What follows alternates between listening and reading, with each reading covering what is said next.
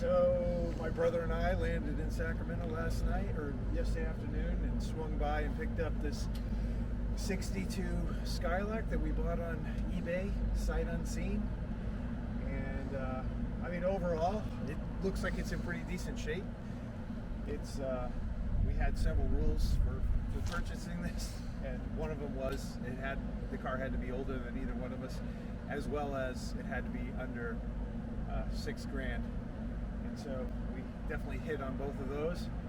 But just as you know, walking around the car, at first impressions, I mean, the paint obviously is faded. It's got, you know, what looks like clear coating peeling off, which probably wasn't original. But the body itself looks good, and the chrome is actually pretty awesome. There's really no pitting. It's smooth. It's not dented. The front end is all together. It's not, you know, folded up. It doesn't look like it has a bunch of curb rash or anything like that on it. The emblems are still there. The cool thing about it is the owner, the guy that we bought it from, let us keep the California black plates, and we'll actually be driving back, you know, using those, and hopefully we'll be able to keep those and keep it registered in California using the black plates, because to me it kind of makes the car. It's even got the original license plate from the dealer. From the dealer, from the original dealer, that supposedly I guess is even worth money now. People are collecting those from the old dealerships. But coming around to this side, I mean, this side the paint is actually in pretty decent shape. It's smooth. You know, all the trim is still there. The one thing that we did yesterday, the first thing when we you know picked up the car, was we went over to the tire place. So it does have 4 new tires on it, because we're about to drive at 3,000 miles. We figured that would probably be a good starting point. So it does have new tires, but you know, you look down the side of the body. There's no waves in it. It's clean. It's straight. The doors line up. The doors shut. Easy. It's solid. And even the rocker panels, the trim is all there. It's clean, not pitted. I don't see any rust. I mean, obviously it's a California car. The only real rust that shows up is on the hood, where the paint's flaking a little bit. But you know, other than that, there's really nothing. So coming around the back, I mean, it's again, the rear quarter looks really good. The trunk looks good. I mean, you can tell from sitting out in the sun, it's faded. But I mean, if we shoot this thing, it's going to look really good. The one thing that's kind of looking bad is this sprung rear window trim. So we're going to try to tape this down before we go, because I don't know, just kind of OCD. I don't like driving around with that thing popped up. We don't need to flutter that for 3,000 miles. Exactly. Who knows? Probably fly off and hit somebody. And it's probably hard to find. The rear here is really phenomenal. The bumper is extremely straight. There's no dents in it. There's no pitting in the chrome. The trunk lines up pretty well. Come around this side, it's very similar to the other. All the trim is there. Even the badging is all there. Trim around the wheel wells. There is one straight that is. In the front corner though, that a little bit of it's like a little hit, something, but nothing major. Again, the doors line up. Everything is square. The lines pretty good. Not bad for a 62-year-old car. Looking in the trunk. Ah, the trunk. The magic trunk. We did take a quick look in here earlier when we first picked it up, but we haven't opened it since. I don't even know if I can open it. Huh. The lock is in a really weird angle position. And we have 3 keys, and I never know which one's which. Assume it's the round key. It's hard to say. Okay. Let's try this key. This might be the first. Oh, so interestingly, the trunk key is also the ignition key, which is It's not something I'm used to. The mysteries. So here's what it came with. This is the way we picked it up. It's got a bunch of extra parts. But if you look at the trunk itself, I mean, again, it's clean. There's, I mean, a little bit of surface rust here. The actual lid all the way down, there's a little bit of surface rust in the corners on this side too. But otherwise, it's clean. The bottom of the trunk looks good. We got extra hubcaps, coolant reservoir, some lights, trim, additional lights, trim. We've got, what the hell is this? Oh, a thermostat. I was wondering, it's the one thing I didn't buy, and it's kind of interesting that we have one. Obviously, new spark plug wires, so some work's been done there. Plugs. Motor mounts, lights, light trim, plugs. Using NGK spark plugs. Are these new or old? Interesting. These look like they are brandy new. There you go. So we got a set of NGK spark plugs, which is interesting because the engine has just been rebuilt. And so you'd think it would already have new spark plugs in it. So that may be part of the mystery here. What else has it got? Fuel pump. Fuel pump. Is this new or is it used? This is the old one. Yeah. And I actually brought a rebuild kit, so I think when we have problems with the fuel pump, we've got options there. So that's cool. Looks like we've got a set of gauges. And actually I bought a set of gauges, and this is volts, water temperature, and oil pressure, which is what I bought. But the one thing about what I bought is I have instead of an oil line coming in, a hard oil line, which these plastic oil lines can be a pain in the ass to run. I got an electric pickup, so I'll end up using the one I have, I think. And what else we got in the box of goodies? A distributor cap that looks brand new. This is kind of interesting. There's a lot of ignition shit in here. I don't even know what this is.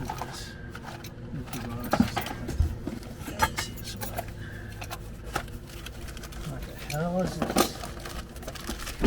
Ow. Rotor? Oh, sun visor brackets. So I was telling my brother that when I drove it over to the motel, it's only a few miles away from where we picked it up. This is definitely not made for tall people with long legs. And you sit up really high. So you're sitting up really high, and the sun visor is like right, even though they're up, they're like right here in your eyes. And I said, we got to do something about that. I'm not driving 3,000 miles with that thing right in my face. So maybe that solves that problem. Here's another sun visor bracket. Looks like we have 3 sun visor brackets for 2 sun visors. That's good. More trim for the headlights. Another motor mount. Another. What's this? Ooh, a sticker. Something. And then we get the jack is in there. We got a jack for the coaxial, or the 6x9s. We got the actual jack and a water pump. The bearing doesn't feel that great. Feels like it's probably shot. But I do have I also have a rebuild kit for the water pump, so we have options there too in case if we had to reuse that for some reason we could. And That's looky scary. here, Why head gaskets. Why? Yeah. So why do we have new? Why is the engine rebuilt and we have 2 head gaskets? I mean, it's nice to have. We got some other shit here too. But it's also a little concerning. I'm hoping that we don't have head problems. Spare, and they checked that yesterday and put some more air in it for us. This looks like a used air filter. I don't know why we say that, but whatever. Anyway, that's the trunk. Looks pretty damn good. Come around here. The interior is actually shockingly good, with a couple of exceptions. So, mean, if you look at the door panels almost are just really nice. I don't know if they're original or not. They may not be. The only thing that's kind of worn out is the actual armrest of both doors. But the interior, it looks like the original pleather. It looks like a brand new carpet for sure. But the glass is all good. The only thing is that somebody decided they were going to cut into the back deck lid and drop in some Roadmaster speakers, which you know are top of the line. Well, maybe we'll get those to work at some point. But yeah, it actually has seat belts even. It's in the glove box, has a plastic fork and some mouse droppings. So maybe we have a friend that's going to travel with us.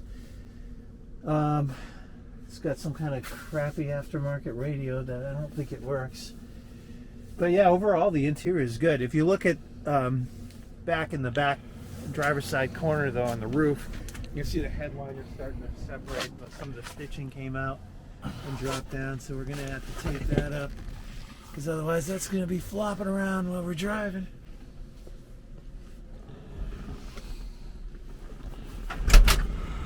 And then on this side, like I said, I drove it over. I followed my brother because he had the rental car, and yeah, I have to say, it's pretty amazing. It does have power steering. The steering wheel's in good shape.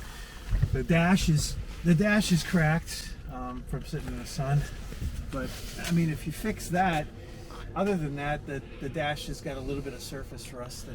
There's some other friends for us too. Wasp friends? Yeah. Oh, I didn't see those. Hopefully not active. Well, they'll wake up once it gets a little warmer. Yeah.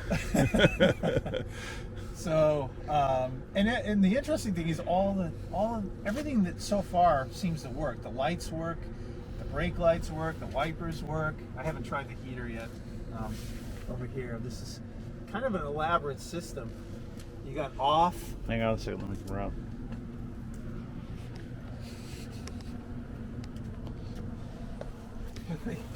You got, looks like how to turn the fan from off all the way up to high, and then you've got the heater. And I assume this actuates this is the temp knob that actuates the valve going to the heater core, opening it up. And I don't want to push it too hard because it doesn't seem like it wants to move. And then you've got defrost again, probably opening a valve, allowing the Box coolant to come up through the dash, Mm. or the heat to come up through the dash. But yeah, it's in good shape. A couple of things that are a little sketchy though are, you know, the brakes, especially when you first fire it up or in the morning. Like, I drove it around the block this morning, and they really are sticky initially, and hopefully that works out, because I almost put my head into the steering wheel, just like jerk stop. But otherwise, the interior is awesome. The steering wheel is phenomenal. It's like 1.5 feet in diameter and about 3/4 of an inch thick. And when you drive it, it takes like a finger. You can literally drive it like, you know, with one finger. Whereas the brakes are manual, they're not power, so you kind of have to step on them. And then under the hood, this is kind of one of the most exciting parts about this car, is that whoever worked on it last, well, so this is a California car, and the owner that we bought it from said that the engine and the transmission had been rebuilt. And if you look at it, you can see that definitely some work was done. In fact, he said that the engine bay had been painted already. So the engine and the engine bay are pretty much detailed out. They look good, lots of new parts. It looks like, although this looks like the original power steering pump, maybe they rebuilt it because it is the older version. But you can see all the gaskets are new, all the wires are new, the belts are new. So I think overall it looks good. They put the new stickers on it. It's very clean. Again, if we paint the outside of this thing, it's really going to look it's really going to look nice. There's not a lot to do in here, and hopefully whoever rebuilt the engine, hopefully this thing will drive 3,000 miles. So this is the real test. This engine's unique because it's a Buick 215 all aluminum V8. Puts out 190 horsepower. It's got the high, basically it's considered a high. 190. What did I say? 190. Okay. It's a high compression engine. I believe it's an interference engine, so it's you know, hopefully we don't have any issues with timing chains and stuff. But it's a unique engine because they only made it for a few years, and then they eventually sold the tooling and the design to Land Rover, and then Land Rover continued to build them and improve and modify and built them for, you know, this basic design kind of evolved over the years. But the interesting thing about it is that, you know, for the time period, you know, the weight to power ratio is pretty amazing. You know, 190 horsepower of a 250 cubic inch engine is pretty decent. So we'll see how that goes. There are some known issues with this engine, including you know, spark plug threads pulling out because it's an aluminum, you know, head. Oil leaks because the block is also aluminum. There's I think some head gasket issues. The other thing is that if you don't use the right coolant in this, and back in the day that people didn't, you know, care about putting in distilled water and things like that, you could start to rot or corrode the water jacket inside the block, which actually took a lot of these engines out. So there's not, from the original Buick perspective, a lot of them went that way, where the water jackets were taken out from not using the right coolant or just using regular tap water, and the electrolysis kind of ate up the aluminum and killed the block. So hopefully we don't face any of those issues, but we did go through it. We've run it. We'll show you running here soon.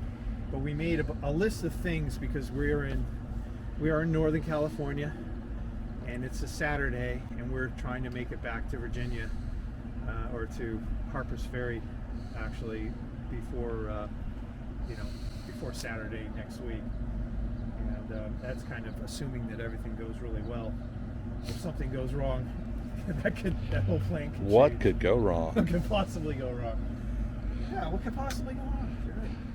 So anyway, that's the car walk around, and we're gonna provide more detail. I guess the one thing I didn't talk about is the roof here. White vinyl roof. I mean, first looking at it really quickly, it doesn't have any like tears or anything. I mean, it looks like it would clean up pretty nice.